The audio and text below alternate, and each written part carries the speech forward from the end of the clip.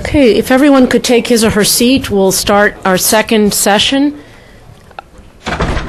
Thank you. My name is Cindy Arnson. I'm the director of the Latin American program here, and I'm delighted that so many of you have been able to join us today and have stayed for this second part of the discussion.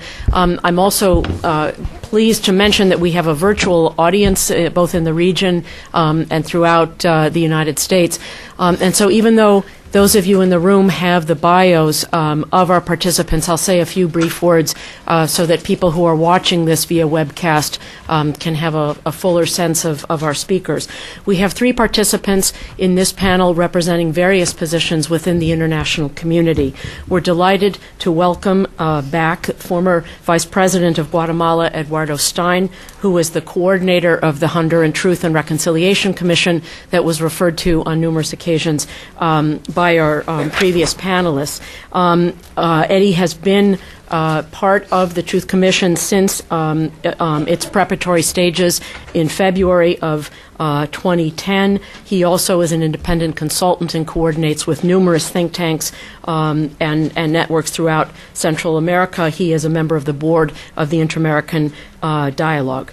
Following Eduardo's presentation, we will hear from Facundo Nejamquis of Argentina. Facundo is currently, his formal position is as a professor at the Universidad de Buenos Aires, but I think most important for our discussion, he was a close advisor to the late President Nestor Kirchner, who was the president of UNASUR, and therefore has been critical in shaping the response of the international community and UNASUR in particular towards the coup in Honduras that took place last year.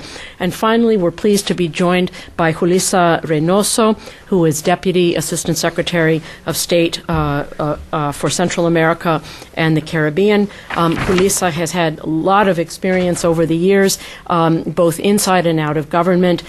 She is a lawyer with a BA in government from Harvard University, and previously served as Deputy Director of the Office of Accountability for the New York City Department of Education.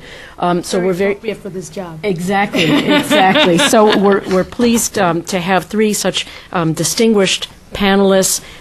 We will invite your questions at the end. We'll start with Eduardo Stein. Cynthia, many thanks for the invitation y muchas gracias a todas y a todos. Cuando Cynthia me propuso venir a esta actividad, tenía 2 dudas.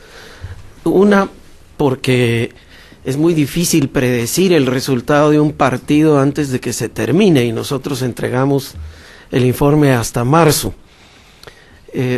Pero la otra, tal vez una duda que se relaciona con algunos de los comentarios escuchados en el panel anterior y por el propio secretario general de la OEA. ¿Cómo puede una persona que se ha mantenido como un observador atento de toda la evolución centroamericana en condiciones actuales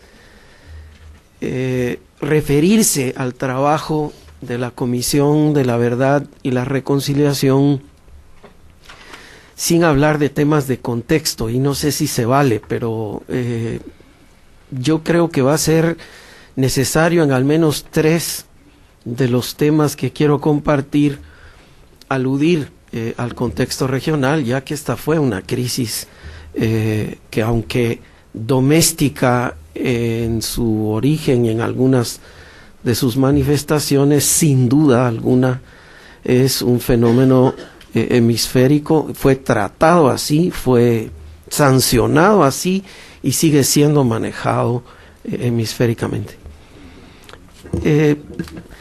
Cuando nace la idea de la Comisión de la Verdad, los negociadores de ambas partes del conflicto en octubre del año pasado creían con sinceridad, hablo estrictamente de los equipos negociadores, tanto del entonces ya expulsado presidente Zelaya como del gobierno interino del señor Micheletti, creían sinceramente que podían llegar a un arreglo político que superara la crisis de ruptura tan grande que se había producido, y que el tema de una comisión de la verdad iba a ser posterior a un arreglo político que se consideraba podía ser alcanzado antes de las elecciones.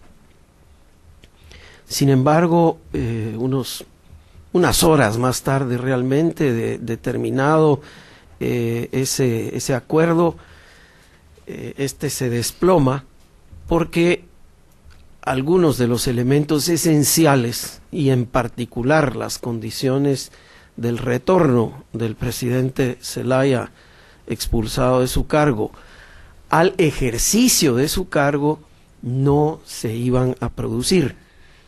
Aquí podemos especular en este tema si el expresidente Zelaya y su equipo más cercano no midieron políticamente de manera correcta lo que ocurriría en el Congreso de la República y se confiaron en que en efecto habría una votación favorable a su retorno al ejercicio del poder, con las manos atadas, con todas las condiciones que se habían previsto, pero bueno, la historia es conocida, esa votación fue absolutamente desfavorable, incluso abrumadoramente desfavorable dentro de su propia bancada.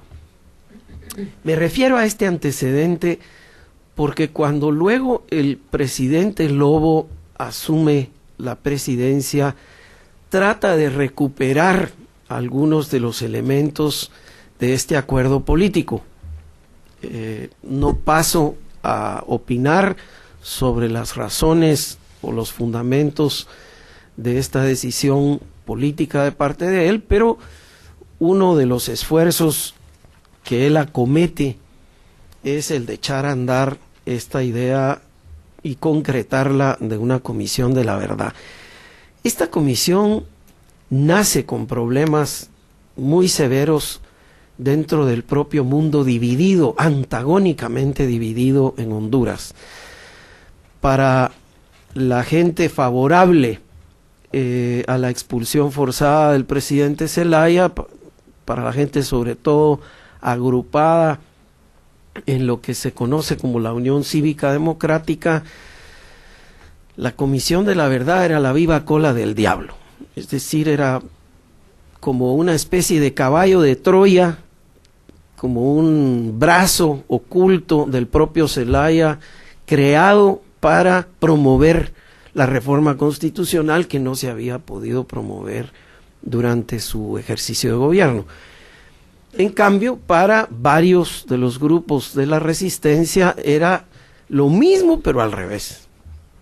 Éramos la cola de otro diablo, es decir, no era sino un trapo para lavarle la cara al golpe. Era realmente una comisión creada para legitimar al gobierno de Zelaya y justificar lo que pasó. De manera que esta comisión nace pues en medio de una controversia y su nacimiento obtiene un casi instantáneo bautizo dentro de esa misma controversia, con opiniones absolutamente encontradas, que digamos del lado menos político, sino tal vez más político-técnico, las objeciones a la comisión se centraban en lo siguiente. Primero, era una comisión que no trataría el tema de las violaciones a los derechos humanos, lo cual no era ajustado a la verdad. Esta comisión sí está tratando esa temática. Hicimos un convenio con Naciones Unidas por medio del cual nos han proveído expertos en derechos humanos que han trabajado en otras comisiones de la verdad en América Latina y estamos obteniendo una importante cantidad de testimonios personales e institucionales de personas que sufrieron presuntas violaciones a los derechos humanos, fundamentalmente a partir de los sucesos del 28 de junio. Igualmente, otra de las objeciones era que no era una comisión formada de acuerdo a estándares internacionales, y todas las comisiones, según este argumento, tenían que centrarse en el tema de violaciones a los derechos humanos, lo cual tampoco es necesariamente ajustado a la verdad. De hecho, esta comisión era creada para esclarecer hechos políticos y dentro de ellos violaciones a los derechos humanos. Surge, por lo tanto, unas pocas semanas más tarde, la iniciativa de otra comisión, una comisión alternativa, prohijada y promovida sobre todo por organizaciones de derechos humanos de Honduras, que se ha llamado a sí misma Comisión de Verdad, y que tiene diferencias respecto de nuestra comisión que tienen que ver sobre todo con el calendario. Esta comisión alterna está buscando que se esclarezcan hechos que vienen desde fines de los 70s y principios de los 80s. Nuestra comisión se está ateniendo a violaciones ocurridas directamente relacionadas con los conflictos políticos del año pasado. Y también ha habido, digamos, algún nivel de discrepancia conceptual sobre qué tipo de, hasta qué alcance y tipo de violaciones es a las que se va a poder llegar, y sobre todo cuál va a ser la índole de sus consecuencias, con lo cual aludo a un tercer elemento que se le criticaba a esta comisión, y es que fuera no un producto de un acuerdo legislativo, sino la decisión del presidente de la República, y que fuera creado por decreto presidencial. Bueno, no se diferencia en esto de varias comisiones de la verdad en América Latina que han cumplido un papel notable, como por ejemplo la Comisión de Desaparecidos en Argentina, la Comisión Sábato, o la primera Comisión de la Verdad en Chile, que fue creada por el presidente Aylwin por un decreto ejecutivo y que funcionó durante el primer gobierno, digamos, de la coalición, cuando todavía era jefe de las Fuerzas Armadas el general Pinochet, pero que ha tenido pues consecuencias valiosas para aquel hermano país. De manera que nosotros tuvimos que lidiar un poco con estas confusas situaciones de origen, pero con la marcha de nuestro trabajo y sobre todo con el alcance que la comisión se propuso al desarrollar desde el inicio, yendo directamente a todo el territorio hondureño. Hemos cubierto todos menos 4 de los departamentos de Honduras que pensamos cubrir en el mes de enero, los que nos faltan, y también por el, digamos, espectro de investigaciones que nos planteamos en el programa de trabajo. Al ir empezando ya las entrevistas directas, un poco las tensiones han ido bajando. Un segundo ámbito que quisiera compartir con ustedes en esto es quizás el más crítico de todos y tiene que ver con la segunda parte del mandato. Se llama Comisión de la Verdad y Reconciliación. Y el mandato literalmente alude a esclarecer los hechos políticos antes, durante y después del 28, pero, y dice, entregar al pueblo hondureño elementos para que no se repita. Y por eso nuestra comisión no fue juramentada ante el presidente de la República, ante el Congreso, ante la Corte Suprema, sino nuestro juramento fue ante el pueblo hondureño. Y el reporte o el informe se entregará al pueblo hondureño. ¿Cuáles son las expectativas? O digamos, ¿para qué va a servir la comisión? Bueno, tenemos la debilidad de creer, en base a los elementos que ya hemos encontrado, que los esfuerzos de precisar en ese esclarecimiento una secuencia de eventos que no se circunscribe a las semanas inmediatamente anteriores o posteriores a lo que pasó, puede en efecto contribuir al esfuerzo de reencuentro y reconciliación del pueblo hondureño y quizás a la búsqueda de justicia. En ese sentido, no prevemos un informe que va a ser agradable ni para uno ni para el otro lado, si es que podemos hablar de eso.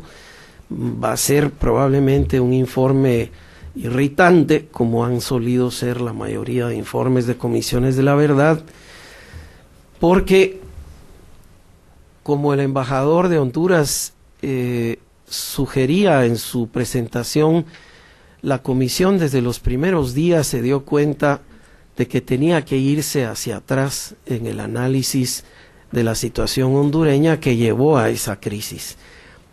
Pero, y en esto quiero no corregir al embajador, sino tal vez ilustrarlo, la comisión ha decidido ir más atrás del gobierno del presidente Zelaya en algunos de los temas, porque hemos encontrado prácticas políticas y, con perdón, sobre todo prácticas políticas de exclusión en la vida hondureña que no son peculiares de la administración del expresidente Zelaya, sino que signan la práctica habitual de los dos partidos mayoritarios y de varias de las instituciones hondureñas. Y solo desentrañando un poco estos antecedentes se pueden entender algunas de las dinámicas que tenemos que esclarecer y que llevaron a este momento de rompimiento. También había una mención que me pareció extraordinariamente valiosa de Leticia en su presentación, como que hubo intenciones, algunas abiertas y manifiestas, otras más solapadas, de engrandecer un fantasma de que llegaba a Honduras una situación que, en las palabras de ella, era como un gigante con hacha, a lo que se referían las monjitas donde ella estudió respecto del comunismo, ¿no? Bueno, los curas que me educaron a mí no hablaban de gigantes con hacha, pero digamos sí había fantasmas de ese tipo. Pero lo que más me estimuló de tu observación es que el propio presidente Zelaya contribuyó a agrandar, digamos, el fantasma, y la manera como mejor se me ocurriría quizá ilustrar esto que la comisión ha ido encontrando a retazos y que hemos ido viendo en videos de los medios de comunicación, en las sesiones del Congreso, que una ONG, por cierto, nos ha compartido todas las filmaciones de las sesiones del Congreso hasta la fecha del conflicto. Quizá lo ilustra mejor la visita de Chávez a Honduras. Ustedes imaginen que en la situación actual de los Estados Unidos, luego de las elecciones legislativas, luego del Tea Party y su consecuencia política inmediata, actuante, con cadenas de televisión que parecen hablar de dos mundos distintos, dependiendo a quién mira uno, si a NBC o a CNN o a Fox News. El presidente Obama invita a Chávez a venir acá. Le hace un gran acto de masas en alguno de estos espacios públicos maravillosos. Hay muchas banderas de organizaciones de izquierda de países vecinos durante el acto, discursos sumamente laudatorios de manera mutua, insultos a otras posiciones desde el podio oficial. Y Arturo Valenzuela, como vicecanciller que es, agarra la guitarra y se pone a cantar Comandante Che Guevara desde el micrófono. Eso fue lo que pasó. La vicecanciller, después del acto de masas, se puso a cantar esta canción ¿Por qué lo menciono? Porque el temor de la clase media y de la dirigencia empresarial centroamericana, no solo hondureña, era y es bastante elevado de que se está promoviendo en la expansión de las ideas del socialismo del siglo XXI una agenda confiscatoria. Que lo que han visto por televisión que está ocurriendo en Venezuela o que está ocurriendo en otros países del área andina es en efecto una agenda confiscatoria. Y que Zelaya, ni más ni menos, como presidente de la República y su canciller, estaban promoviendo una ruta hacia eso. No he querido usar una caricatura, he querido usar una comparación de lo que fue en efecto uno de los eventos públicos que más convencieron a una buena cantidad de la población hondureña de que algo iba mal en esta situación y que por lo tanto los antecedentes de lo que pasó no se fraguaron unas pocas semanas antes de lo que ocurrió, sino tienen raíces bastante antes. Insisto, incluso algunas antes de que Zelaya fuera electo presidente de la República.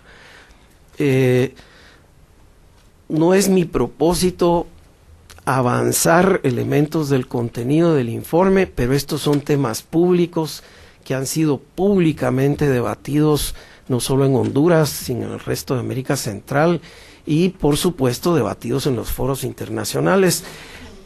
Termino con 3 elementos que creo que pueden completar un poco este esfuerzo en el que la Comisión está implicada. Uno, como información, nos hemos entrevistado ya con más de 80 organizaciones en todo el país, por supuesto con autoridades municipales, con organizaciones ciudadanas de los departamentos, es decir, con el liderazgo local.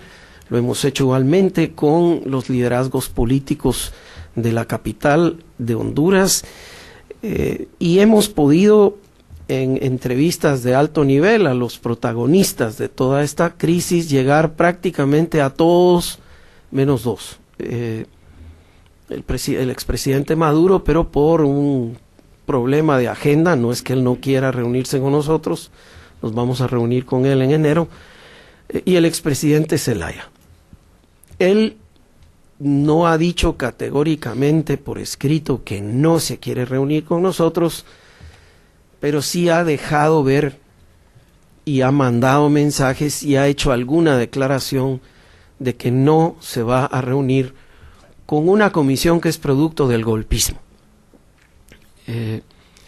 Nosotros esperamos que en el curso de los acontecimientos que pudieran provocar el retorno sin los riesgos de abuso, digamos, judicial que se temen del expresidente Zelaya a Honduras, pues pudiéramos entrevistarlo allá. Si no, seguimos abiertos a viajar a República Dominicana, a entrevistarlo allí, si es que él tiene a bien recibirnos, o quizás en Guatemala, a donde como nuevo parlamentario centroamericano, él pues estará, imagino, asistiendo cada mes a las sesiones del Parlacén.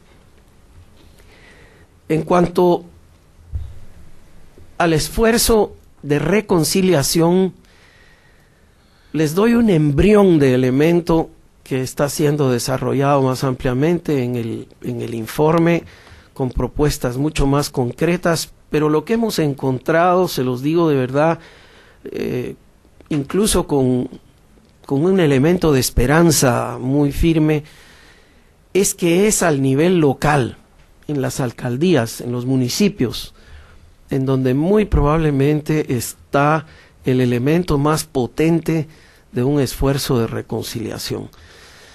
Hemos encontrado muchísimas diferencias entre cómo se viven las carencias, los problemas, las dificultades de agenda, incluso los desencuentros políticos en el interior y cómo se viven en Tegucigalpa. La agenda política en Tegucigalpa es muy envenenada. Todo el mundo está pendiente de todo el mundo y quién critica a quién comenta de quién y cómo se avanza o se retrocede en las agendas de cada quien, según lo comentaban hace un rato, porque ya hay aspiraciones políticas muy manifiestas para las elecciones que vienen, cuando todavía no se han arreglado muchos de los líos que hay ahora, ¿no? Y en esa perspectiva quisiera cerrar con una visión más centroamericana. Así como los ingredientes de esa crisis mezclan cuestiones muy características de Honduras con otras que compartimos con varios países del continente y en particular con otros países de Centroamérica, como observador regional, yo sí he visto dificultades serias en la posibilidad de llegar a acuerdos políticos entre factores opuestos, no solo en Honduras, sino en los países vecinos también. Acabo de estar en San Salvador muy recientemente. Yo no había visto los niveles de polarización que he visto desarrollarse en los últimos meses, diría casi en las últimas semanas, como que la capacidad de diálogo y de llegar a acuerdos entre fuerzas opuestas en El Salvador, que le envidiábamos todos sus vecinos, se hubiese perdido. Lo mismo estoy encontrando en mi propio país, espero no ofender a nadie con ello, una dificultad enorme de sentarse a dialogar y de llegar a acuerdos básicos sobre la agenda nacional. No quiero comentar la situación de Nicaragua en detalle, pero lo que ha ocurrido hace poco más de una semana, en donde han sustituido de manera arbitraria a los titulares de la Corte Suprema de Justicia de tendencia liberal y se aseguran ahora, por lo tanto, la mayoría en el control de esa Corte para que la misma ratifique la decisión de la Sala Constitucional que favorece la reelección del presidente Ortega. Es una buena muestra de los grados de intolerancia política en los que se está viviendo también en ese país. Es por esa razón que la salud política de Honduras es tan importante, porque estamos tan interconectados y somos tan interdependientes que la salud política de cada uno de los países centroamericanos afecta positiva o negativamente a los vecinos. Pero también porque Honduras ha mostrado durante años al resto de Centroamérica que existían caminos democráticos para lograr acuerdos, tal vez no consensos, pero siempre los hondureños se las arreglaron para llegar en los momentos más delicados de la crisis a un esfuerzo de mediación, de negociación y a una salida.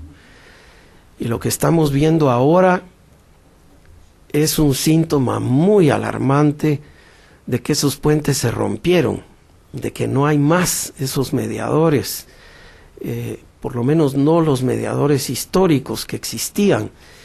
Y sin embargo, también ha habido una apertura en el surgimiento de esta nueva expresión de protesta ciudadana, de la voluntad de hondureñas y hondureños a ser tomados en cuenta, a ser consultadas y consultados sobre los temas que les afectan. Y esa voluntad de participación y ese deseo de ser consultados estuvo al origen de esta crisis y ojalá sea también parte integral y fundamental de su solución. Muchas gracias. Gracias. Thank you, Eddie. Facundo.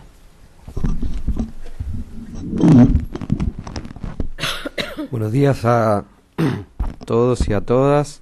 En primer lugar, el agradecimiento a las autoridades del Wilson Center, a José Raúl Perales que me realizó la invitación y me imagino en nombre de Cintia, que es la autoridad del centro. Quiero mencionarles que yo también tenía dos dudas como el vicepresidente Stein al momento de aceptar la invitación. La primera tiene que ver que son 13 horas de vuelo desde Buenos Aires hasta aquí, y eso siempre es una decisión importante a tomar.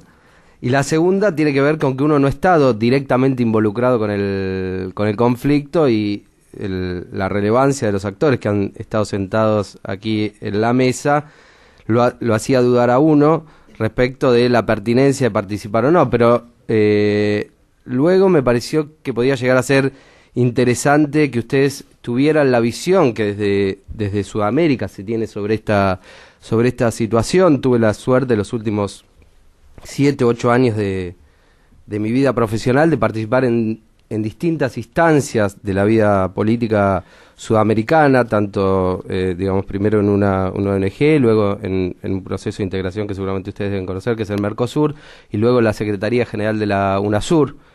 Así que eso me ha dado un conocimiento, entiendo yo, bastante profundo sobre la realidad política latinoamericana y sudamericana particularmente, y me parece que la relevancia que tiene el tema Honduras para toda América tiene que ver con el nuevo escenario en que se enfrenta la región, tanto por el contexto internacional como por lo que sucede intrarregionalmente. Y me parece que distintas visiones o distintas posiciones frente a ese contexto y frente a lo que está sucediendo en la región dan como resultado esas diferentes posiciones sobre el tema Honduras, es decir, las posiciones quizás más intransigentes de los países sudamericanos o algunos de los países sudamericanos, no casualmente los países más grandes de Sudamérica, y algunos países o otros países que quizás son mayoría en el contexto americano que plantean la política de mirar hacia adelante. Simplemente en un minuto, algo que seguramente todos ustedes conocen en profundidad, pero quiero mencionarles cuál es la visión nuestra desde Sudamérica sobre lo que está pasando en el mundo. Y acá yo quiero mencionar dos cuestiones. Por un lado, en términos económicos, cambios y transformaciones que hay a nivel global que tienen que ver con la aparición y consolidación de algunas potencias económicas, entre ellas no casualmente Brasil, que digamos han sido importantes para la región porque por un lado le han permitido diversificar mercados y por otro lado le ha permitido ganar autonomía respecto del mundo que hasta ese entonces era su referencia, que son los Estados Unidos y Europa.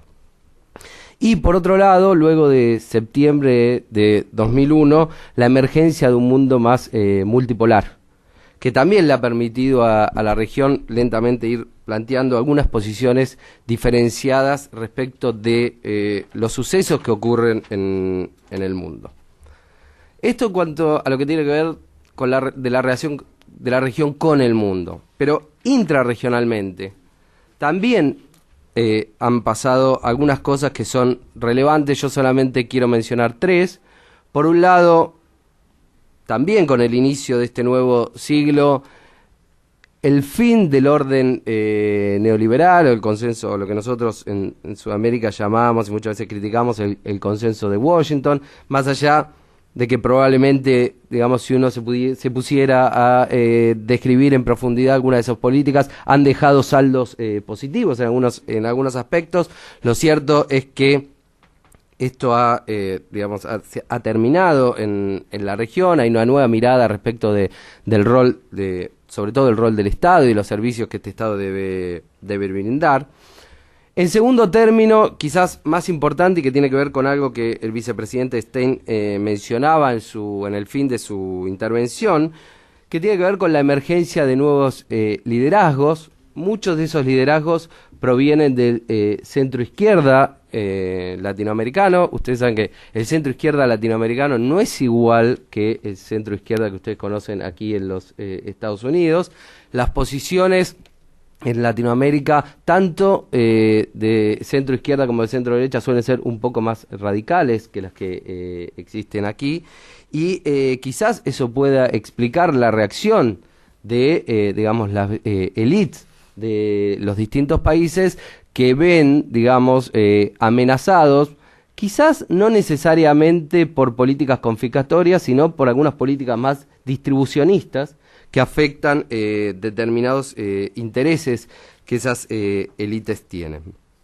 Finalmente, lo que uno podría llamar, a partir de la crisis de este paradigma que tuvo su auge durante los 90 y con la emergencia de estos nuevos liderazgos, la búsqueda de un nuevo modelo de desarrollo que, a mi entender, estaría marcando por primera vez en la historia de América Latina la posibilidad, no es que esto ya exista, sino la posibilidad de un nuevo paradigma de desarrollo que pudiera combinar algo que nunca se ha dado en la historia de nuestra región, salvo quizás en algún país muy pequeño de Sudamérica como Uruguay, hace muchos años, cuando gobernaba un presidente que se llama Valle, pero que no es el último que gobernó, que es la combinación de crecimiento económico sostenido con una inserción en el mundo en términos comerciales diversificada,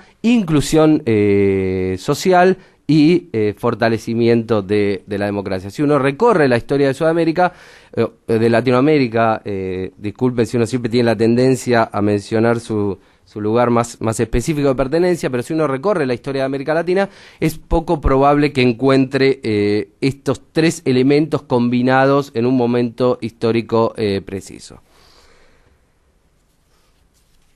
No la voy a mencionar a Cintia porque sea quien coordina este panel para que me dé unos minutos más para hablar, pero porque aparte no sabía que ella lo iba a coordinar, pero yo tuve la oportunidad, aprovechando que iba a participar de este panel, de meterme en la página de ustedes y leer la locución que hizo Cintia en el Senado, y ella creo que hacía una diferenciación interesante para que se pudiera comprender desde Washington qué es lo que está pasando en Latinoamérica, y creo que es necesario diferenciar que no en toda Latinoamérica pasa lo mismo y que Latinoamérica no puede ser entendida como un sujeto. Creo que esto ella lo menciona durante su alocución, con la cual uno podría suscribir entre el 75 y el 80% de las cosas que ella dice, que es bastante.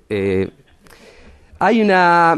Tenemos un almuerzo después, entonces para acordar las diferencias. Las diferencias las resolvemos en el almuerzo. Entonces... me parece que hay una posibilidad de diferenciar lo que uno podría llamar la América Latina del Norte, que es una América Latina que tiene una agenda mucho más vinculada o influenciada a lo que ocurre en los Estados Unidos, una agenda en la cual casi todos los países o regiones o tratados de integración tienen acuerdos de libre comercio con los Estados Unidos, una agenda muy signada por las cuestiones de la seguridad, las cuestiones de la remesa, las cuestiones de la inmigración. Y luego hay una agenda de los países sudamericanos, que tiene más que ver con un crecimiento económico muy importante que han tenido estos países durante los últimos 10 años, que tiene que ver, y nuevamente me retrotraigo a un tema que mencioné en el inicio, con la emergencia del Brasil potencia o de Brasil como jugador global, o el intento de Brasil de constituirse en un jugador global, con algunos países que han firmado tratados de libre comercio con los Estados Unidos, pero con la mayoría de ellos perteneciendo a organizaciones de integración comercial propias de la región, como el Mercosur o la CAN. Y finalmente, en los últimos años, uno puede visualizar el intento de construcción de una entidad regional, que es la UNASUR, que reúne a todos los países de Sudamérica, que tiene entre sus objetivos centrales la posibilidad o un intento de resolver los problemas y diferencias que se viven en la región con cierto nivel de autonomía. Un punto común, sin embargo, que reúne a todos los países de América Latina, es la democracia.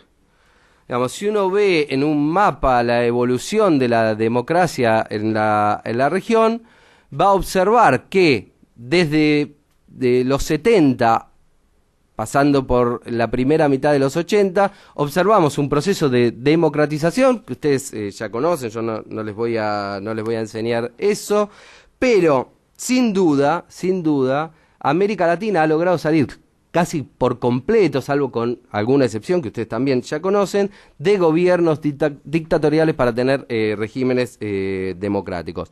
Los gobiernos dictatoriales han tenido muy altos costos para la región, no solo en términos de la violación sistemática de los derechos humanos que estos gobiernos dictatoriales han tenido, y los ataques, bueno, a instituciones básicas de cualquier régimen democrático, como por ejemplo la libertad de prensa, sino también que los gobiernos dictatoriales tienen terribles consecuencias sobre el sistema político y sobre los sistemas de partidos.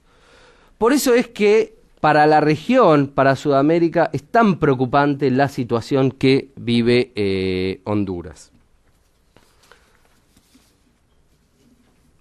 Sin duda para nosotros, lo que ha vivido Honduras es un golpe de Estado. Que haya un golpe de Estado en la región no es ninguna novedad. Sí es novedoso que hoy ocurra un golpe de Estado en la región, y esto, si con todo el debido respeto, si el embajador me permite, cuando él hacía la apreciación respecto de la pertenencia de todos los países a la Organización de Estados Americanos, lo que él me parece que desconoce en su apreciación, cuando señala que, bueno, si a Honduras no se le permite, no se debería permitir a ninguno, y hace el relato y la descripción de los procesos de transición que han vivido los distintos países de la región, que es un relato cierto, pero también es cierto que está hablando de un pasado que a estas alturas es un pasado remoto, de hace 15, 20 años atrás, y la situación que estamos tratando es una situación que tiene lugar hoy, y por lo tanto eso es lo que la diferencia.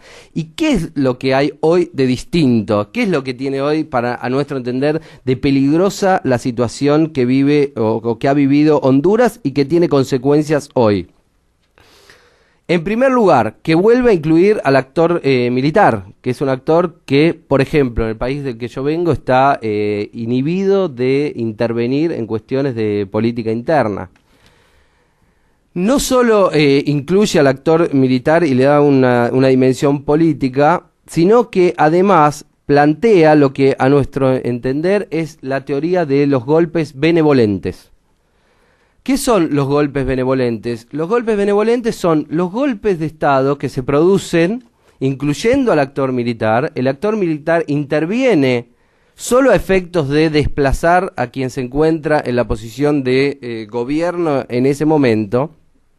Permite un cambio anticipado de gobierno, por más que ese cambio se produzca en condiciones de elecciones, incluso aunque estas elecciones pudieran darse limpia y cristalinamente, pero además elimina a ciertas figuras políticas del escenario político de ese país.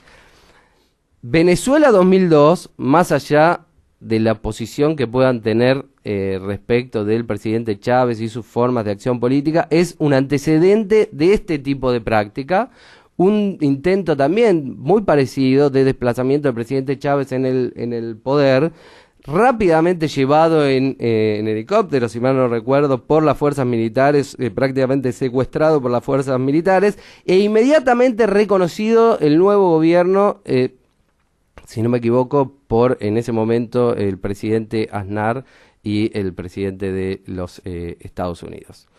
Y esto me parece que nos tiene que llevar a hacernos la pregunta de ¿qué pasa cuando un liderazgo político en un país no es de nuestro agrado? Cuando un líder en un país es denominado por la prensa de ese país y por los sectores que se lo oponen, es calificado como un líder populista. Y comienza a hacerse un abuso quizás de ese concepto. Más allá de que es probable que podamos coincidir en qué líderes nos agradan y qué líderes no, la pregunta es si cuando un líder político no nos agrada es posible desplazarlo. Por ejemplo, si uno lee la prensa europea, o visita Italia, es probable que escuche muchas calificaciones de su actual primer ministro como un líder populista, un líder poco propenso a respetar las instituciones y el orden legal vigente, un líder que tiene una relación con los medios de comunicación bastante particular. ¿Cuál sería nuestra reacción como americanos si en Italia se produjese un golpe de Estado?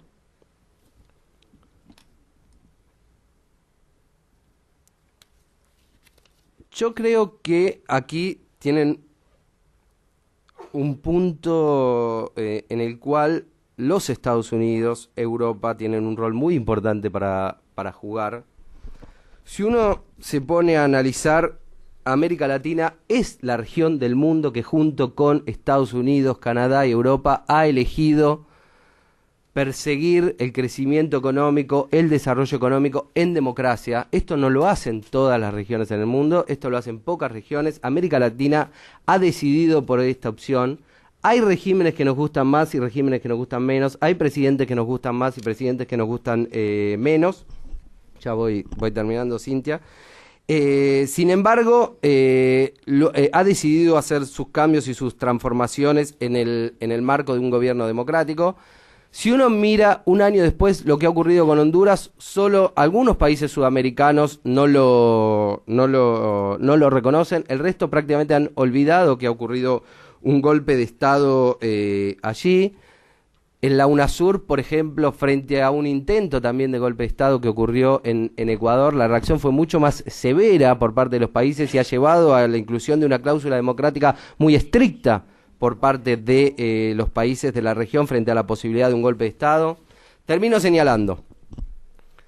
No creo que Honduras nunca más vaya a recomponer las relaciones con los países que aún no lo han hecho, por supuesto, digamos, esto no es una situación para siempre, pero también entiendo que esa recomposición no se puede basar en el pragmatismo, porque sería convalidar algo que para nuestra región es muy grave, que es la teoría de los golpes benevolentes.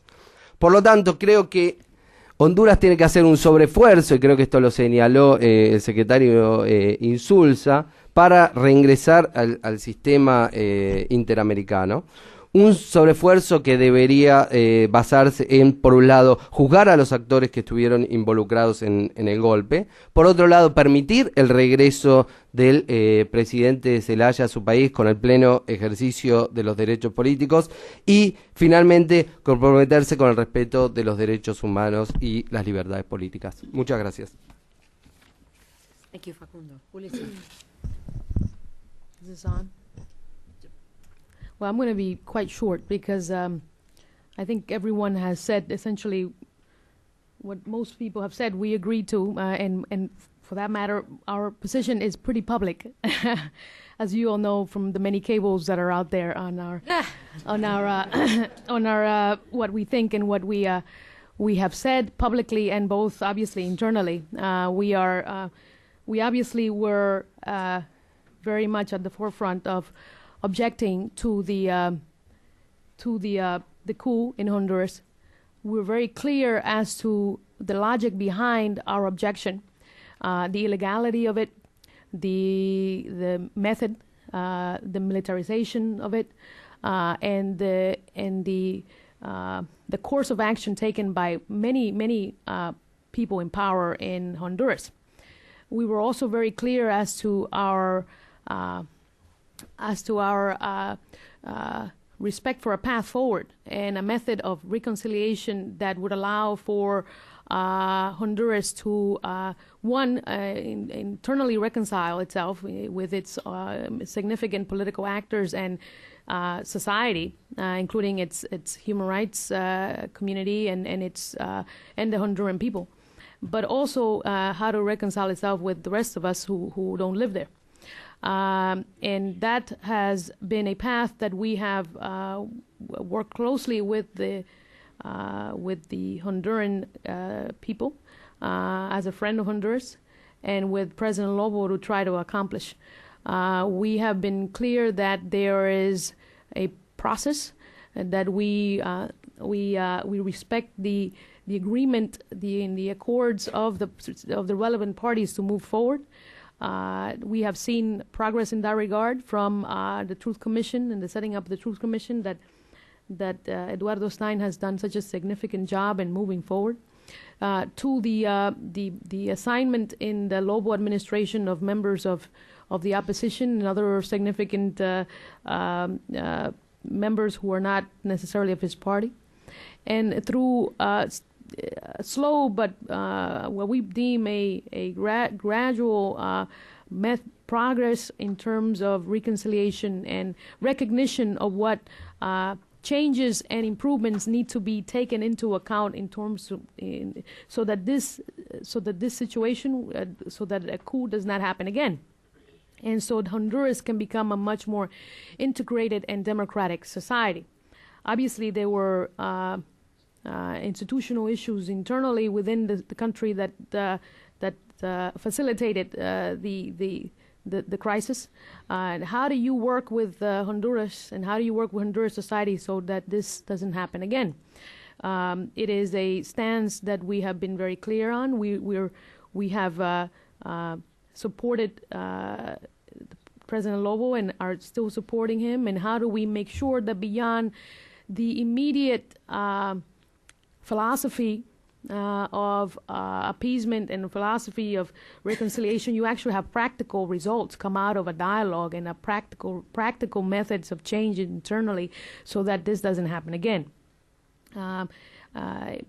Beyond that, we have also worked closely with the OAS in terms of making sure that the OAS as an institution plays a significant role in working with the relevant countries in the region to make sure we are all comfortable with where Honduras is and where it's moving. In terms of the return of President Zelaya, we have been very clear that if the Honduran people deem it something that they would want to pursue, and we think it's a very good idea for President Zelaya to return to Honduras, consistent with Honduran law.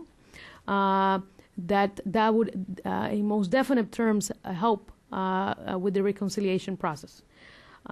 I think we've been very clear, and I actually think we're very right. So I welcome the questions that the audience might have in this regard in terms of our position. I think also it would be useful for people for us to consider how we can move from this space, so that we can really look at some of the significant problems facing the region, as Ed Stein mentioned. We have had political crisis. This is one of them. But underlying that political crisis is significant problems in terms of inequality and in terms of distribution of power and resources that led to, I believe, this situation in Honduras. Those are the problems we should be talking about. I'm all about having panels and talk about how do we not make this happen again, which is great. But how do we solve los problemas cotidianos de todos los hondureños que están pasando mucho trabajo in terms of security, which is an urgent issue that we care very, very, very deeply about and are worried about every day. I go to sleep every day wondering, how can I help Honduras deal with its really significant homicide rate? And how do we deal with the issue of inequality that is so rampant in Central America, that has been historic, and that we frankly do not see significant progress, although there is commitment, we believe, from the governments to move forward. But there needs to be more from the governments, and there needs to be more from the private sector in particular, some of them who do not know how to spell the word tax. So in any event, those are my words. But I look forward to your questions, and I hope you will challenge our position as much as we hear that we have been challenged. Thank you. Thanks very much to our panelists for 3 excellent presentations. I invite questions, short comments. Please wait for the microphone and identify yourself so that we can all know who you are. We'll start here with Tani. Gracias. Buenas tardes. Muchas gracias al panel. Soy Tani Adams. Eduardo, tú decías que pensabas que podría haber un embrión de posibilidades de reconciliación a nivel local en las municipalidades. ¿Nos puedes comentar un poco más qué es lo que estás viendo ahí? We can take one or two other questions, perhaps by people who have not yet been recognized. If not, right here, sure. Perdón por consultar otra vez, pero estoy viendo siempre si hay alguien más levantando la mano. Quería consultarle a Yulisa más que nada. ¿Es posible que estemos en una situación en el corto plazo, si hay acuerdo para una asamblea constituyente, es posible que lleguemos a una situación que un golpe de Estado se produce por el deseo de cierto presidente de hacer una asamblea constituyente y que la solución de esta crisis termina siendo exactamente lo mismo, la necesidad de una asamblea constituyente? O sea, suena como un ciclo un poco extraño lo que podría pasar si esa es finalmente una solución que logra el consenso de toda la gente. La pregunta sería, ¿qué puede hacer los Estados Unidos? No tanto en el tema de la reconciliación como vacuum, sino que en el sentido que aparentemente hay una necesidad política fundamental en la historia hondureña para hacer ciertas reformas. Esas reformas están pendientes, tiene que ver con el plano constitucional, tiene que ver con la participación, con el respeto a las instituciones, etcétera, etcétera. Por el hecho de que Honduras no ha tenido un proceso revolucionario social tan como profundo como en otros países. Entonces quizás Estados Unidos tiene esa posibilidad de entender que el proceso es más profundo que un golpe de Estado que pasó hace un año y que estamos peleando por una reconciliación circunstancial. ¿Qué podría hacer Estados Unidos en ese contexto más histórico? Gracias. And here, José Raúl, and then on the side, and then we'll allow a round of responses. Thank you very much, José Raúl Perales, Latin American Program. I'm going to make my question in Spanish. It's for Facundo. Facundo, en la historia de los conflictos en Centroamérica hay un precedente muy interesante, ¿no?, de los países suramericanos apoyar un proceso de paz, un proceso de contadora, ¿no?, donde los países sudamericanos incidieron muy favorablemente hacia la búsqueda, a la permisión de la búsqueda de soluciones internas en Centroamérica a los problemas que tenía la región. Oyendo las exposiciones, por ejemplo, del vicepresidente Stein y otros que cuentan sobre unos rezagos institucionales importantes que hay en Centroamérica, me parece que aun cuando estamos hablando de que en el continente se habla de un orden democrático donde todas somos democracias, ¿no?, estamos hablando de diferentes tipos de democracia y que posiblemente Centroamérica está todavía arrastrando unas circunstancias desde esa época, ¿no?, de deficiencias institucionales, cómo se desarrolla esa democracia. Entonces la pregunta es, si tú entiendes que cabría la posibilidad, o por qué no existe de este momento la posibilidad, de que los países sudamericanos puedan asumir una posición como la asumieron en una época, no, de ayudar a un proceso interno centroamericano y entender sobre la base de estas desigualdades en lugar de una posición un poco confrontativa como está teniendo UNASUR en este momento, de decir simplemente hasta que no pasen estas cosas nosotros no vamos a hacer nada. Si nos podrías hablar un poco de qué alternativa podría ser UNASUR que fuera más constructiva al proceso interno de Honduras. Thank you. Hernan Rosenberg, I'm independent now. I used to be with the Pan American Health Organization. The last questions, in a way, have introduced properly what I want to ask. The one thing is the formal legal approach to this subject. In other words, was Article whatever of the Constitution violated or not, whatever. But I think that the main point is that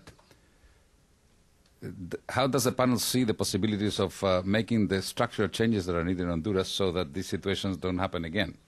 Because, we can play around with the Constitution as much as we want, but to the extent that the tensions that are within the society are not somehow dealt with, no matter what is the institutional arrangement, that we're going to come back to the same issue, and I hope we don't have to discussion 10 years from now. So I wonder, in that sense, in particular, Dr. Stein, you're working with the getting more into the society rather strictly the political elite. You see any chance of some structural changes that may avoid this in the future? Thank you. I'd like to take the panelists in reverse order, invite Yeah. Julissa to speak, and then Facundo, and then Eduardo. Well, I think on the question of the political, what the role of the U.S. in internal political dialogue, I'm assuming that's what you're referring to. We obviously support a political dialogue. We support a political dialogue everywhere, including in the United States. We hope that that is something that the Honduran people can take on as a method of reconciliation. We have seen evidence and proof that that's already something that they are doing, and President Lobo has been has been very clear on his intent and in terms of actual practicality on the rollout of methods of engagement with people who he does not agree with. And that's something we have seen throughout his tenure. And obviously there's always a great deal more that any government can do to engage people who do not agree with the ruling government, and that is something that we understand the President Lobo is pursuing, including by talking to the opposition and including by seeking the return of Mr. Zelaya, President Zelaya, to Honduras. So we are very clear that that's something that the Honduran government is pursuing, and we obviously support it. Our role right now is primarily to help Honduras with very, very practical issues that it's facing internally in its country. That's not something we're only doing in Honduras, we're doing it throughout the region. So again, our focus is in how do we make Honduras more democratic by providing space for other actors to be able to engage in the process itself, and in the space and in the platform of democratic participation through both economic means and through political and social means. That is our priority. We're also helping Honduras with its security situation, which is significant. Again, that is a main priority of our constructive dialogue with Honduran society. So we have played a role, and we continue to play a role. We want it to be a role that ends up having tangible results and that can empower people to do more internally if they deem it necessary. But us actually orchestrating a dialogue and sitting around bringing people together where we can encourage it, that's not our purpose and that's not our role. I think there was also a question, I think I answered the main one, but in terms of building institutions, I hope, and again, I think President Lobo has demonstrated his commitment to this by working closely and in promoting the Truth Commission's work, is that once the Truth Commission comes out with its product, with its recommendations, that these ideas will be taken very seriously by Honduran society and by the Honduran government, and that there's a method by which these ideas that the Truth Commission has developed and with consultation with regular folks and throughout all corners of Honduras can actually be part of its systems, its legal systems, its judicial systems, its bread and butter constructive dialogue in terms of political discourse and political conversations, and I think that is the role and the purpose of the Truth Commission's report, and we will obviously be very, very keen to see what those results and recommendations are, to see how we, the United States, can help facilitate the actual integration of those results into daily life in Honduras. Facundo.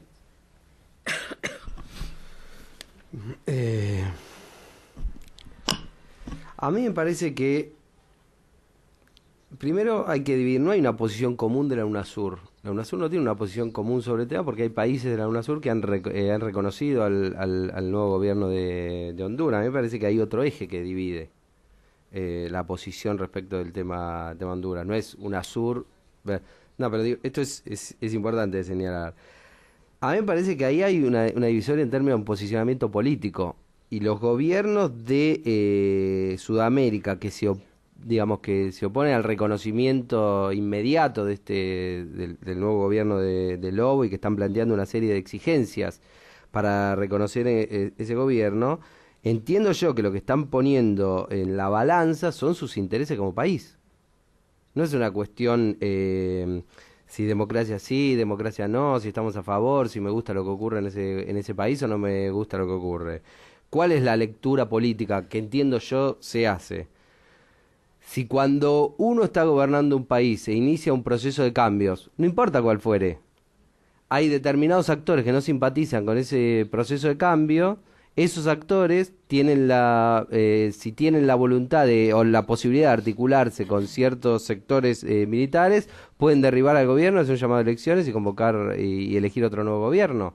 Eso es lo que está en discusión, porque si vos te fijás, los gobiernos de los países que no reconocen al gobierno de Honduras tienen una posición política, son gobiernos que tienen un posicionamiento político y que muchas veces en sus países, por supuesto, por ahí porque tienen sistemas institucionales más sólidos que Honduras, también sufren acusaciones de las mismas características de las que existen en Honduras. Entonces, digamos, ceder a la posibilidad del golpe benevolente es inconveniente en términos de sus intereses como país.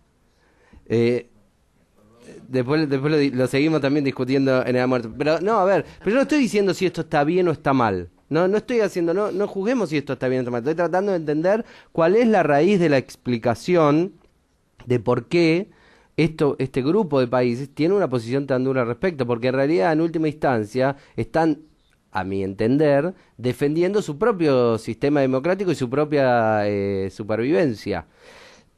Me parece que lo que ocurrió con el caso Honduras luego se ve también ratificado con lo que ocurrió en el caso ecuatoriano. Ahí seguramente vamos a discutir, hay quienes dicen que eso no fue un intento de golpe de Estado. Lo cierto es que vos tenías los sucesos en Ecuador y a las 12 de la noche tenías a los presidentes de toda la región reunidos en Buenos Aires. Una reacción contundente. ¿Por qué? Porque digamos, el sentimiento es, si vos iniciás un proceso de cambio y a determinadas élites no le gustan, porque hay una memoria en América Latina respecto de los golpes de Estado. Entonces, digamos, la reacción es mucho más dura y contundente. A ver, voy a utilizar un ejemplo de Eduardo, después le paso la palabra. Él dijo, ¿se imaginan al presidente Obama o a la vicecanciller del presidente Obama tocando la guitarra comandante Che Guevara? No, probablemente no se imaginen, pero mucho menos se pueden imaginar, digamos, que alguien venga, que las Fuerzas Armadas de los Estados Unidos venga con un helicóptero, se lleven al presidente Obama y lo tiren en otro país y pongan a otro presidente. Eso es mucho menos probable. Y este es lo que está en el fondo de la cuestión. Y termino diciendo, mucho más que los países sudamericanos, para sostener la democracia en la región y en Centroamérica, tienen por hacer los Estados Unidos, que tienen mucha más capacidad de presión sobre los países centroamericanos que la que tienen los países centroamericanos. La pregunta es, si la misma posición, por ejemplo, que adoptó Brasil de protección del presidente Zelaya en su embajada, la hubiese adoptado los Estados Unidos, digamos, el resultado hubiese sido otro. Estoy seguro y convencido de eso. Entiendo de la posición de Brasil de proteger al presidente Zelaya en la... You want him to go to our embassy? I don't understand what you're saying. No. I'm confused. Be clear. A ver, la posición de sostener la vuelta del presidente Zelaya al país, si esa posición, en lugar de ser solo sostenida por Brasil y algunos países sudamericanos, hubiese sido sostenida también por los Estados... Es nuestra posición. Esa fue esa es la posición que tenemos. Bueno, nosotros pero a ver, no quiero, te entiendo perfecto. No, digo, nosotros, yo no estoy hablando de una posición oficial, te estoy haciendo un análisis. El análisis, si no hubiese habido un tan rápido reconocimiento y se hubiesen quedado sosteniendo la posición que sostuvieron el resto de los países. Pero bueno, es un análisis, es un punto de vista, digamos, y no creo que no haya posibilidad de recomponer esta situación. Yo creo que hay posibilidad de recomponer, pero entiendo que a veces quizás dentro de los países también hay tensiones, como ocurre en nuestros países, respecto de cuál es la posición oficial, y a veces es difícil sostener determinadas posiciones hasta el final. También lo puedo entender eso. I'm gonna, Eddie, con permiso, por favor. We're going to say something? No, I have another question, but you, to this last round, Okay. te toca a ti.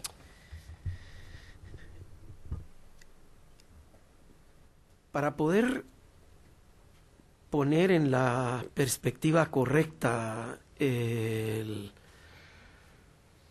conjunto de opciones y posibilidades que la Comisión ha detectado en el nivel local, en los gobiernos locales, pero no únicamente en las autoridades municipales, sino en la interacción que la comunidad le puede brindar a procesos de participación mucho más incluyente. Quisiera, sin embargo, establecer algunas premisas que por el tiempo no podemos desarrollar, pero llevar el nivel local hasta el nivel constitucional es importante y la Comisión lo está intentando en el trabajo que estamos redactando, porque una cosa que es muy evidente y que antes de que siquiera empezara el trabajo de la Comisión ya varios juristas y varios liderazgos lo habían señalado, es que habiendo existido antes en la Constitución hondureña la figura del juicio político, es decir, el procedimiento por medio del cual se puede desfenestrar a un presidente, el impeachment, se lo quitaron. Y fue relativamente reciente, ¿no?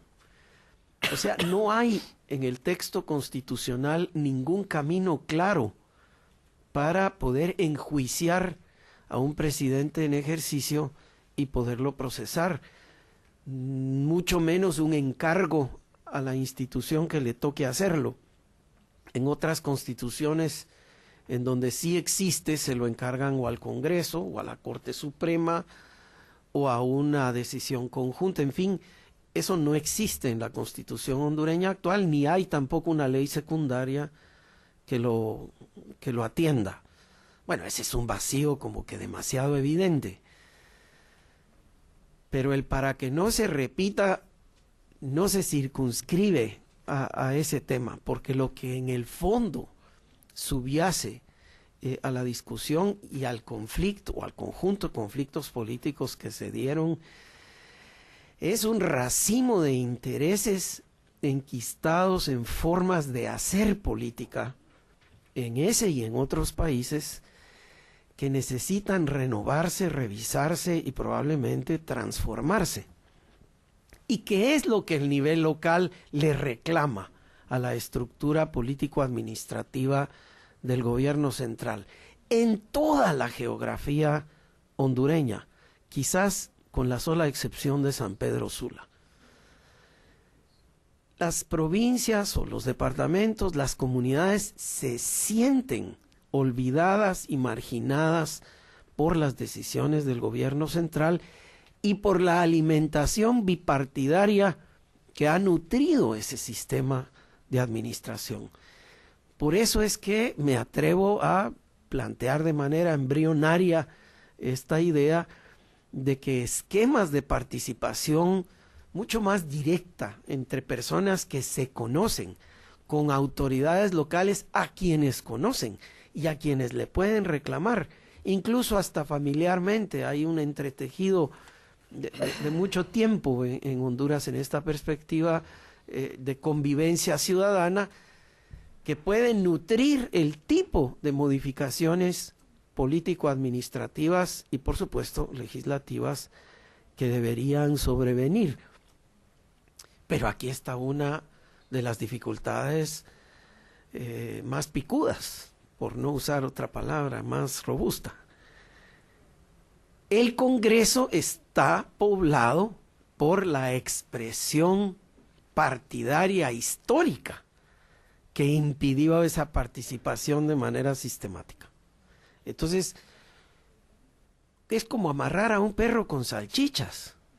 Si uno le pide al Congreso que se automodifique en esa dirección para perder poder, ¿me explico?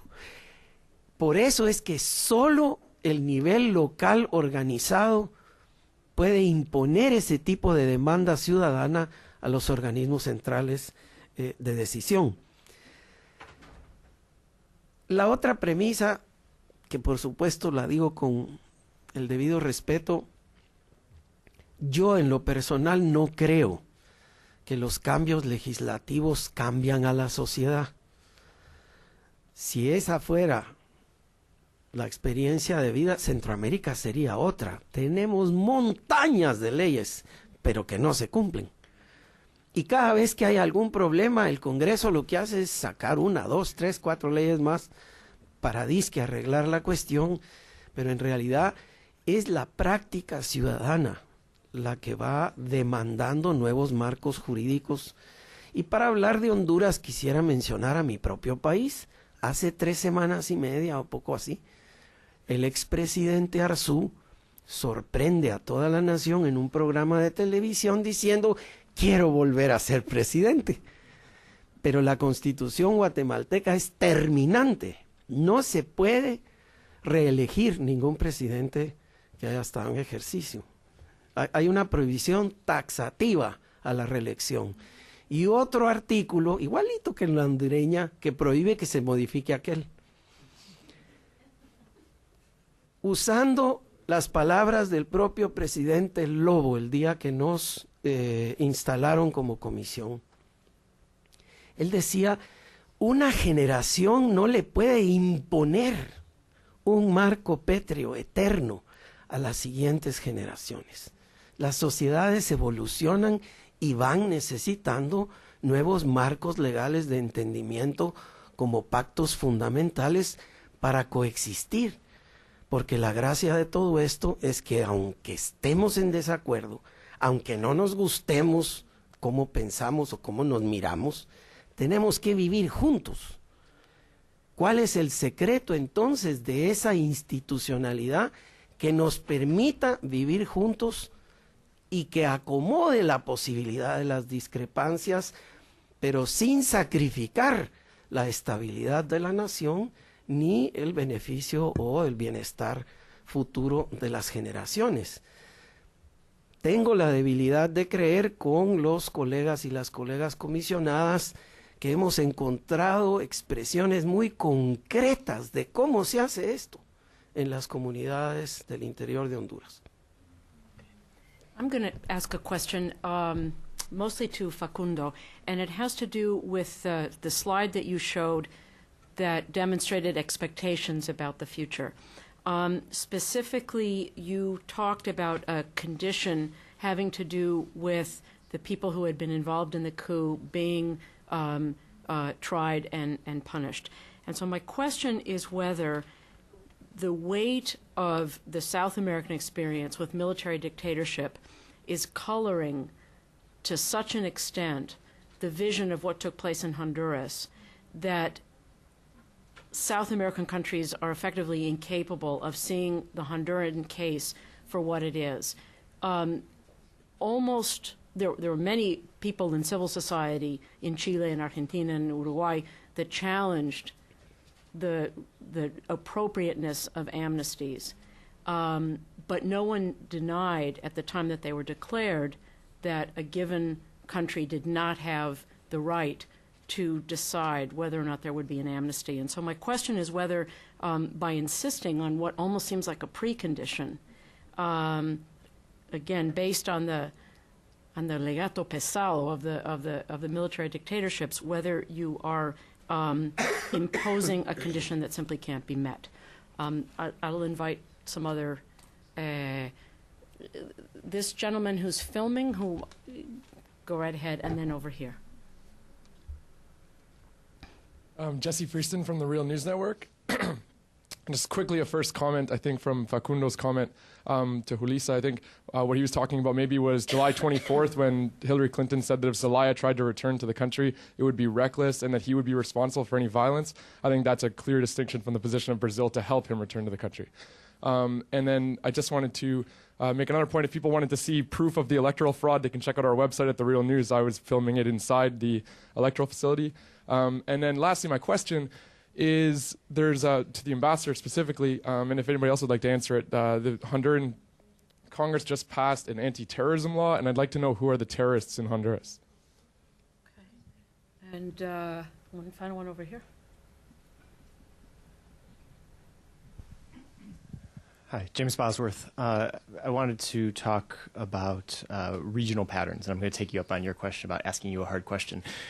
Facundo made a comment that I think represents, and I'm going to have a follow-up for Facundo too, that represents a broad South American position, that the 2002 coup in Venezuela, the 2008 in Bolivia, 2010 in Ecuador, 2009 in Honduras all represent a pattern of sorts. Does the U.S. government at least understand why our neighbors see that pattern? And is there anything that they're doing, is there anything the U.S. government is doing to kind of push back against that view? Or is there an agreement with that view? Or do you have another explanation for what they see as a pattern in terms of government coups or attempted coups? And for Facundo, I have to ask, if you look back to Goni Sanchez de Lozada in Bolivia, or Carlos Mesa, or Lucio Gutierrez, there were protests. The military eventually returned their support. With Goni Sanchez de Lozada, he can't return to Bolivia because there's still a prosecution against him. In some ways, it looks like the Mel Zelaya case.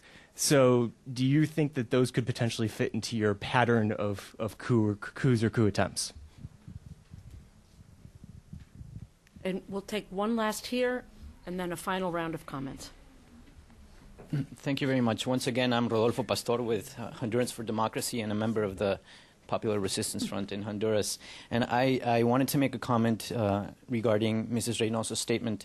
I would say that the U.S. foreign policy for Honduras was wrong, was dead wrong. In Honduras, the elections were neither free nor fair. We have to remember that they were held under the control of the regime, under the censorship and the repression of the regime, and all of the independent candidates withdrew their participation, and there were none of the traditional observers present because they rejected that there were conditions for the elections to be free or fair. The coup prevailed in Honduras, and we have ample proof of that. There is no democracy in Honduras. There is persecution, there is repression, militarization that is being funded by the U.S. as we speak. And in Honduras, there is no justice. There is impunity. In Honduras, there is no reconciliation. There is an ongoing human rights crisis. My question would be, is the U.S. And their foreign policy to Honduras willing to consider that there is a vast popular movement that was generated by the coup, and it calls itself the resistance, and will they consider them and engage with them to seek for a genuine reconciliation in my country? Thank you. Bueno, última palabra, Facundo. Okay. Yendo específicamente a la cuestión que planteabas vos, Cintia, bueno, yo, digamos, vengo de un país donde eso es una pesada carga, o sea, nosotros, el gobierno democrático, primero, luego de la dictadura militar, desde 1983, y estamos en el 2010 y todavía estamos con el juzgamiento de los responsables de los crímenes que se cometieron durante ese periodo. Así que sí, seguramente para nosotros es como país específicamente, como Argentina, es una carga pesada, porque ninguno de los intentos de amnistía o de resolución general sobre la cuestión, evitando el juzgamiento de los responsables, ha dado resultado, y eso ha llevado que Argentina sea un país bastante respetado en el campo de los derechos humanos, un país de avanzada. Creo que es uno de los campos donde uno, digamos, como argentino se puede sentir orgulloso y con cierta autoridad al respecto. Pero bueno, digamos, es un pueblo bastante particular. Digamos, las contradicciones a veces no se resuelven fácilmente. Si uno analiza el caso de otros países, por ejemplo, el caso de Uruguay, tampoco es un tema que se cierra definitivamente, porque en la última elección, un país, que tiene mecanismos institucionales mucho más afianzados y sólidos que la Argentina en algunos casos, y que ha resuelto votar si se juzgaba o si no se podía juzgar a los militares, ha resuelto que no durante la elección que lo eligió al actual presidente Mujica. O sea, están también discutiendo los temas de la resolución de la amnistía o no, o de si hay que juzgarlo o no, 20 años después. Creo que hay países como Brasil y Chile donde esa discusión tiene niveles de menor intensidad. No es que no se dé, pero me parece que se da con rasgos de menor intensidad. Las causas en cada país no las conozco. Por supuesto, eso puede ser que determine una visión particular sobre lo que ocurre en Honduras, si es la solución o no esa amnistía generalizada. Lo que, digamos, yo planteo nuevamente es si es posible quebrar el orden institucional, legal, y que no pase nada. Digamos, si puede un país decir que vive en un orden democrático, moderno, constitucional, si uno, digamos, tira un presidente y pone otro y no pasa absolutamente nada. Eso es lo que a mí me llama la atención, que nadie... La pregunta es, el respeto por la ley, que es algo tan importante y tan valorado por las sociedades, que es tan difícil de construir. es una cosa que se construye desde abajo, probablemente desde las mínimas acciones ciudadanas, pero seguramente también es una cosa que se construye desde arriba. Entonces, si el ejemplo desde arriba es que, digamos, las instituciones, la calidad institucional es una variable que se ajusta a mis intereses, entonces, cuando hay un gobierno que a mí me interesa, es importante que se cumplan las leyes, las normas, las instituciones y que se respete la democracia. Ahora, cuando el gobierno que está no me gusta, entonces yo puedo quebrar la ley, quebrar el orden, recurrir al uso de la fuerza, etcétera. Esto me parece que es válido tanto para izquierda como para derecha. Y creo que, por ejemplo, la izquierda latinoamericana, o mucha de la izquierda latinoamericana, sudamericana, salvo algunas excepciones, lo ha logrado entender.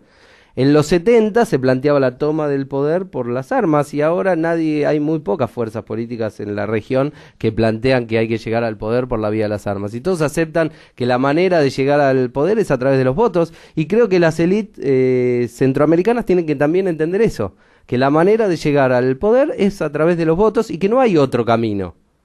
Y, digamos, si tienen que tolerar esto y esperar que en democracia en algún momento, digamos, viene el cambio y la gente elige y vuelve a elegir y vuelve a elegir y hasta ahora no se ha encontrado un sistema mejor. Ninguno conoce un sistema mejor. El día que alguien descubra un sistema mejor, que nos lo cuente, pero mientras tanto ese es el único. Respecto de la cuestión que mencionaba el colega, si no me equivoco en el caso específico mío es si respecto de Bolivia, Sánchez de Lozada y Lucio Gutiérrez en Ecuador, me parece que no son exactamente asimilables, porque ahí tiene más que ver con una situación de desorden interno que afecta la gobernabilidad y el presidente casi que abandona el poder porque no cuenta con más legitimidad, pero no hay una destitución por el uso de la fuerza. Por supuesto, no es bueno tampoco. Nosotros en Argentina también tenemos un antecedente de un presidente que se va antes porque no puede ejercer el poder. Creo que hay estudios del PNUD sobre estas cuestiones.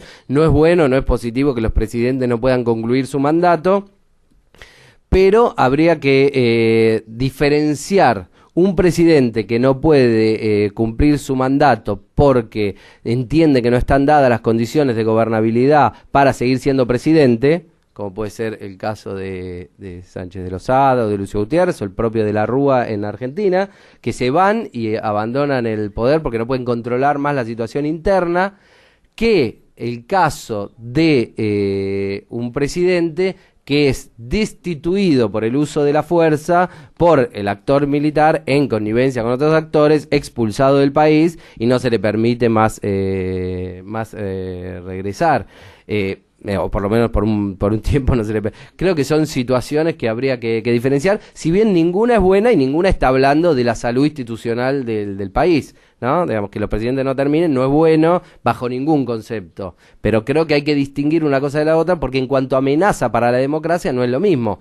En el caso argentino, por ejemplo, fue una situación caótica la del año 2001-2002, pero siempre se sucedió todo dentro del orden institucional, hubo 5 presidentes en una semana, pero todos iban siendo lo que les correspondía de acuerdo a la ley y a la cadena sucesoria, a la línea sucesoria. Entonces, la situación era malísima, a nadie le puede gustar eso, pero no es lo mismo eso que echen al presidente por la fuerza y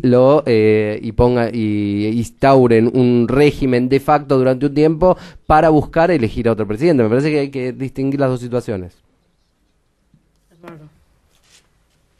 Solamente 2 brevísimos comentarios. El primero, el esfuerzo que la Comisión está haciendo en la parte propositiva o de recomendaciones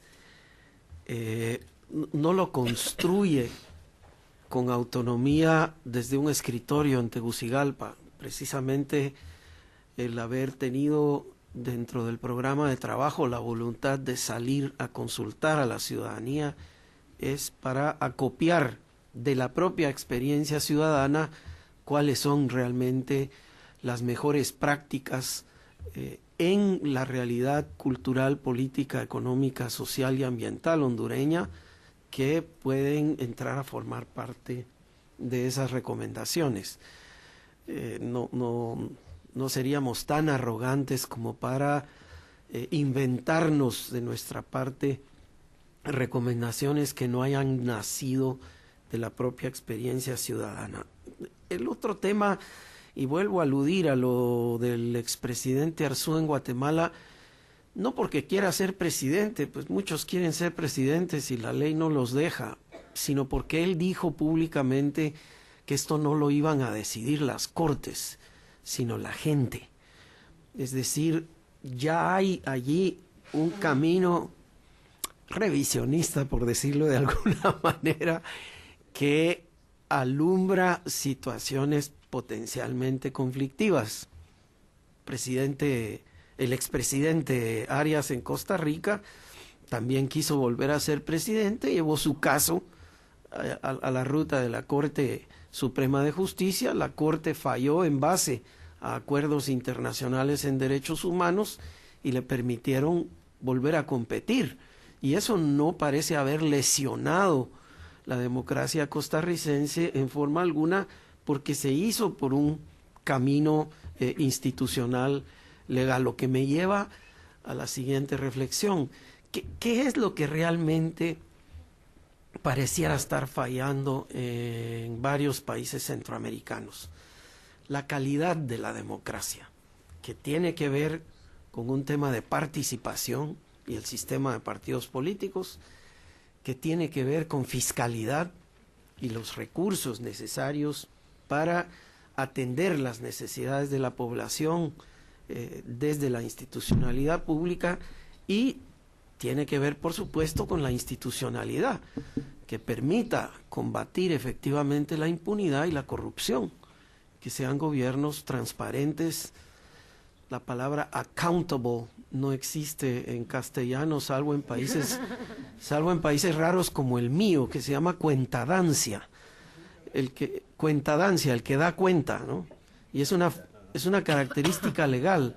Cualquiera que maneja fondos públicos es cuentadante, da cuenta ante la autoridad contralora de la nación, is accountable. Mientras eso no exista de manera abierta y pareja para todo el mundo, nuestros países van a seguir cojeando en ese sentido. Julissa, passport. Yeah, quickly. I completely agree with Eduardo's comments on the quality of a lot of the institutions and democracies in the region. Very particular differences amongst them, but generally there needs to be a great deal of evolution in terms of empowerment of all sectors, so that there is a level of accountability and transparency, so that these types of crises don't happen again, and we can deal with the problems at hand of regular people in the region that are, again, having to deal with serious problems to their livelihood and to their own security. As to the question on how wrong we were, we agree to disagree, and I know, and obviously, like anything else, we, the United States, believe that we did the right thing under the circumstances. We believe that, obviously, this is a work in progress. We have met with you, and the ambassador has met with members of Resistencia.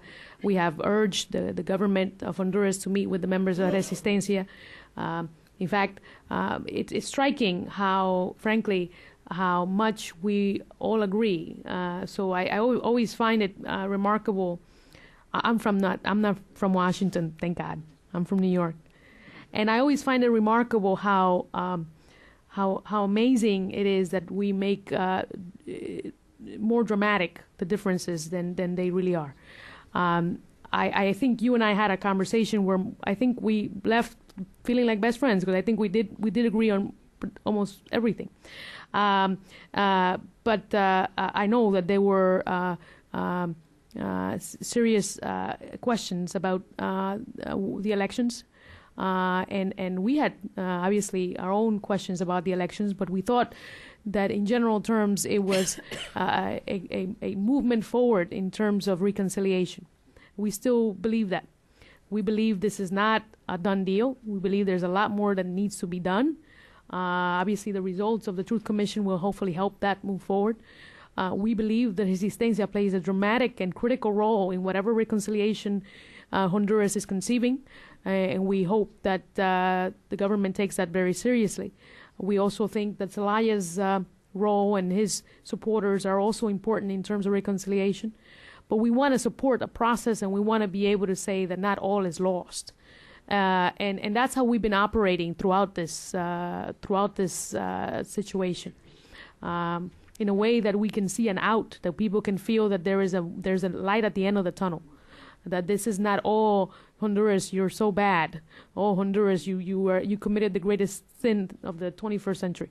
There has to be a way for the Honduran society, Honduran people, to be able to emerge from this more powerful and much more sustainable, much more capable of dealing with their problems. Can't do that by just saying you really screwed up. I think we have to be able to help our friends and our neighbors and call them out when we need to, but at the same time be able to be constructive in our judgment and our critique. And that's been the position of my government. Again, it's not, let me correct myself, it's not a perfect position. It has never been a perfect position, but it's a position that we think was right under the circumstances and had given guidance in the context of a very complicated and confusing period. And as you all know, the United States' role in the region, especially in Central America, has been extremely complicated. So the evolution, I think, in terms of our posture, I believe, has been positive. There is more to do.